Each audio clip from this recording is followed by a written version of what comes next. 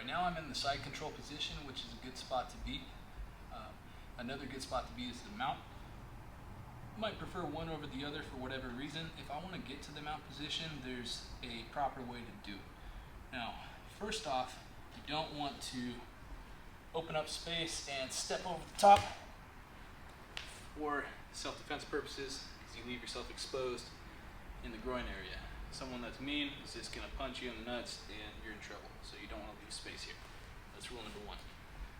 The other problem with that is as I open up and try to step over, I've given them space to escape. So we know the shrimp techniques, for example.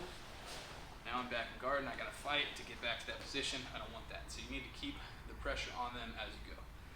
Now, even with the pressure here, if I just try to step over the top, it's easy for them to block me by doing this little frame situation here, with the foot on the knee and his knee here to block my leg. He can track my leg and make it difficult for me to get over the top. Even if I manage to force him to the side, he can still be annoying with this knee, and it makes life really bad.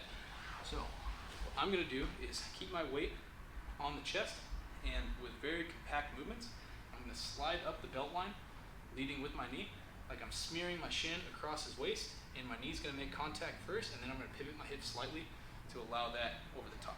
So here, just like so. Even with this knee frame, if I try to take a big step, he can stop me. If I keep it compact, slide straight up the center,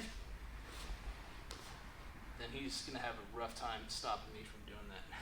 Now, there are people that are good enough that they can even stop me from doing that, and things get annoying.